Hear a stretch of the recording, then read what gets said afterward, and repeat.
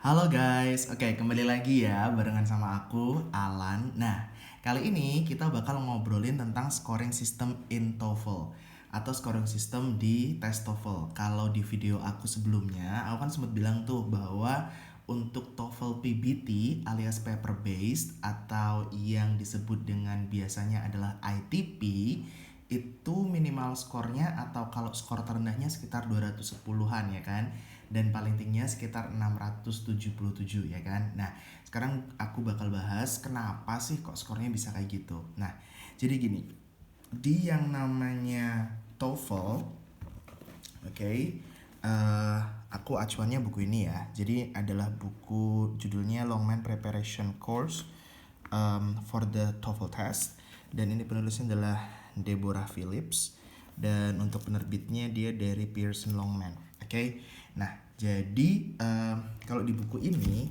kalau kita lihat ya, nah itu ada tabelnya. Oke, jadi tabel penilaian. Jadi tabelnya itu berisi, oke, ada correct numbernya nih. Jadi kayak jumlah benernya ada berapa gitu kan. Terus kemudian ini section 1, section 2, dan juga ada sampai ke sebelah sini section 3, oke, alias reading seperti itu. Nah, terus jadi misalnya gini nih, misalnya kalau kamu di listening nih section 1 ya kan, kamu misalnya bener 50 soal, berarti kan bener semua nih, berarti skor kamu 68. Nah, kalau misalnya di section 2 atau di structure itu kan maksimal skornya adalah maksimal soalnya 40 karena 40 soal kan. Jadi kalau bener semua skor kamu di structure adalah 68 nih. Gitu. Terus kalau misalnya di reading kamu bener semua 50 soal, berarti nilai kamu adalah 67 untuk readingnya gitu. Nah, untuk lowest skornya atau skor terendahnya ada di sini nih. Nah, jadi kalau nggak ada yang bener sama sekali ya kan, dari nomor 1 sampai nomor 50 nih di listening gitu, jadi 0 ya, nggak ada correct numbernya, maka nilai kamu adalah 24 di listening nih, di section 1 ya kan. Nah, kalau misalnya di structure salah semua berarti nilainya adalah 20. Di reading section 3 kalau salah semua berarti nilainya adalah 21. Nah, scoring sistemnya adalah misalnya nih, kamu di section 1 atau di listening bener 30 soal, maka skor kamu adalah 51. Terus di section 2 di structure kamu misalnya bener 28 soal, so skor kamu adalah 52. Kalau di reading kamu bener 43 soal, berarti skor kamu adalah 58. Cara penghitungannya adalah, jadi skor section 1, skor section 2 sama skor section 3 itu ditambahin gitu kan. Totalnya adalah segini, terus kemudian dibagi 3, habis itu dikali 10. Nah, itulah jadi akhirnya skor kamu gitu. Jadi kalau misalnya kita ngitung nih ya, misalnya tadi kan bilang ya kalau misalnya skor terendahnya. Nah, jadi misalnya nih skor terendahnya untuk listening berarti kan adalah 24. Oke. Berarti kita ini adalah the lowest score. Oke. Nah, misalnya adalah listening berarti kamu kan salah semua tuh.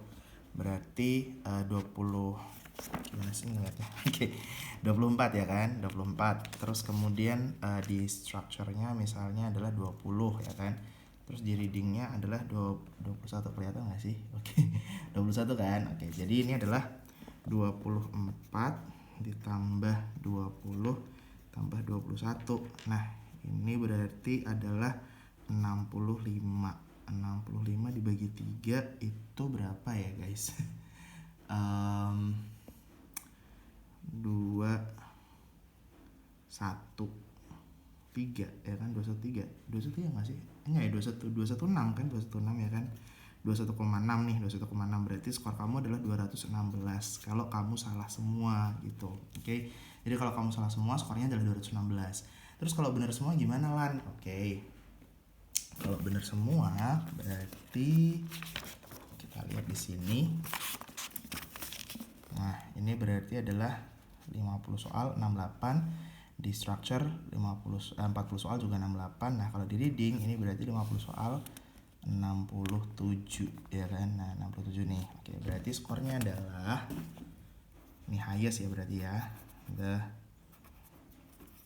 highest score. Oke, nah kita turun ke bawah kali ya.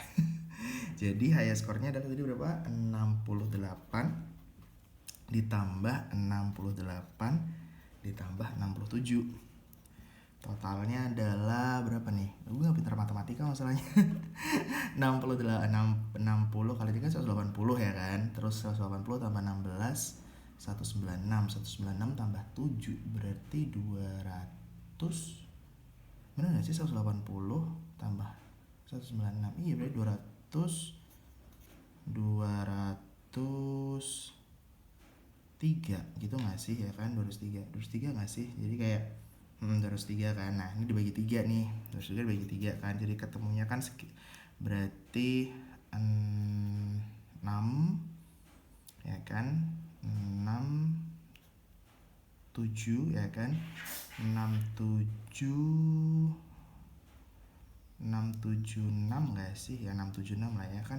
Iya 20 ya 676 kan. Nah 67,6 berarti skor tertinggi kamu adalah 676 kalau misalnya benar semua gitu. Jadi begitu cara ngitung skornya gitu. Jadi itulah kenapa nggak minimal skor terendahnya nggak 0 dan skor tertingginya nggak 100 atau 1000 atau berapa, enggak gitu.